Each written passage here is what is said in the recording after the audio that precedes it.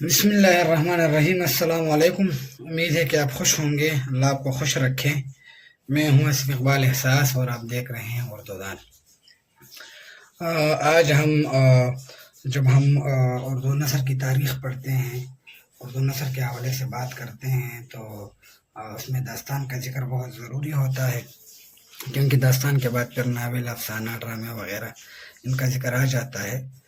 تو آج جو ہمارا عنوان ہے جس پر ہم آج بحث کریں گے کہ داستان کیا ہے اور وہ کون کون سے عناصر ہیں، اس کے عناصر پہ ہم بات کریں گے، ہم داستان پہ بات کریں گے۔ تو آ جاتے ہیں کہ داستان کیا ہے۔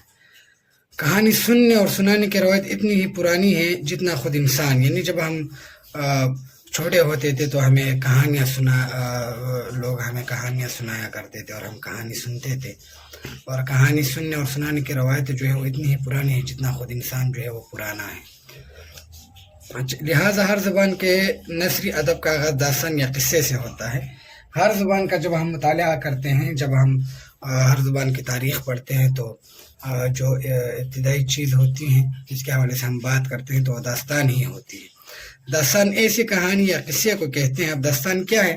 داستان ایسی کہانی یا قصہ ہے جس میں تخیل کی کار فرمائی ہو، یعنی جس میں جو تخیل جو ہے اس میں استعمال کیا گیا ہو، تخیل سے لکھا گیا ہو، تخیل کی اس میں کار فرمائی ہو، رومان کے رنگ امیزی ہو، یعنی اس میں رومانیت بھی ہو، اور مافوق الفطرت عناصر مل کر حیرت اور دلچسپی کا سامان پیدا کرتے ہیں۔ مافوق الفطرت عناصر وہ ہوتے ہیں جو کہ جیسے جن ہیں، بھوت ہیں، دیو ہیں، تو اس کو مافوق الفطرت عناصر کہتے ہیں۔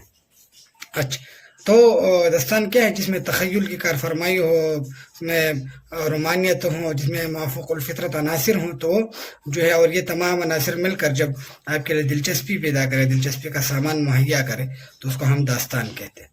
داستان کا تعلق کسی ایک سرزمین سے نہیں ہوتا، بلکہ اس کی عملداری میں وہ سب کچھ ہوتا ہے جو روئے زمین پر موجود ہے۔ یعنی داستان کا تعلق جو صرف ایک سرزمین سے نہیں ہوتا، ایک خطے سے نہیں ہوتا، بلکہ اس کی عملداری میں وہ سب کچھ، وہ تمام چیزیں موجود ہیں جو زمین پر موجود ہو۔ داستان میں اگر حسین و جمیل علاقوں کا ذکر ہوتا ہے تو وسیع جنگلوں کا ذکر بھی ہوتا ہے۔ داستان کے عناصر یہ ہیں۔ داستان میں اگر حسین و جمیل علاقوں کا ذکر ہوتا ہے، شہروں کا ذکر ہوتا ہے، تو اس طرح پہاڑوں کا بھی ذکر ہوتا ہے، جنگلوں کا ذکر بھی ہوتا ہے۔ اب وہ کون کون سے عناصر ہیں جو کہ داستان کے لیے ضروری ہیں؟ جب ہم داستان لکھتے ہیں تو اس میں یہ چیزیں جو ہیں، یہ عناصر ہونے چاہیے۔ تو سب سے پہلے ہے پلاٹ۔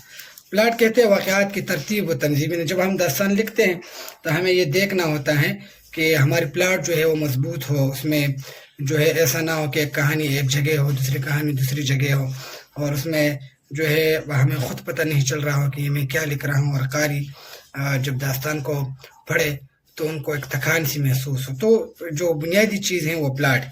اس کے علاوہ پھر دوسری جو چیز ہے وہ طوالت ہے۔ طوال یعنی پھیلاؤ، بہت ساری کہانیاں، یعنی اس میں جو ہے داستان بہت لمبی ہوتی ہیں اور اس میں بہت ساری کہانیاں ہوتی ہیں، بہت ساری کہانیاں جو ہے آخر میں مل کر جو ہے اس کا حل جو ہے وہ آ جاتا ہے۔ جیسے اگر ہم قصے چار درویش جو ہے وہ ہم پڑھیں تو اس میں بہت ساری کہانیاں ہیں، چار بادشاہ ہیں، تو ان چار بادشاہوں کی کہانی جو ہے آخر میں سب چیزیں جو ہے وہ مل جاتی ہیں۔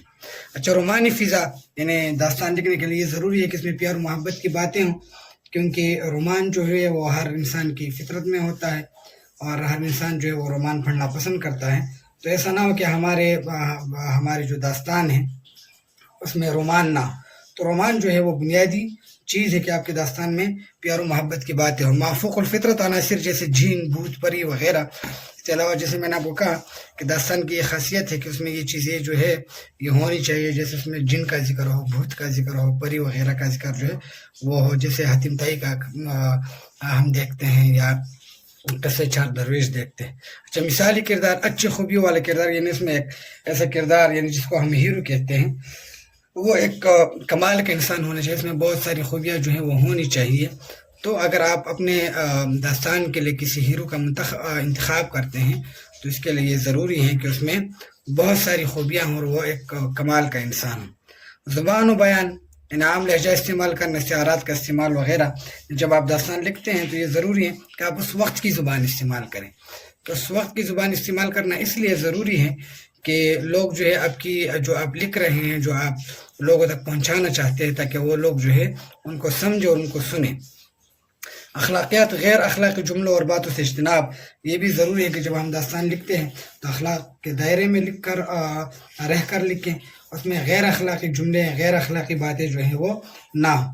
تو یہ آج ہم نے داستان کے حوالے سے بات کی، ایک ایسی کہانی جس میں جو ہے تخیل کی کار فرمائی بھی ہو، اور اس میں رومان بھی ہو، اور اس میں مافوق الفطرت عناصر بھی ہوں، اور جسے پڑھ کر آپ جو ہے محظوظ ہو جائے اور آپ کو جو ہے مزہ آ جائے۔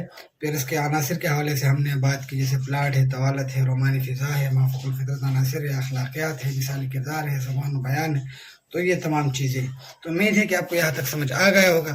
اگلے لیکچر میں انشاءاللہ دوبارہ آپ سے ملاقات ہوگی، تب تک دا اللہ پامان، خدا آباد سے۔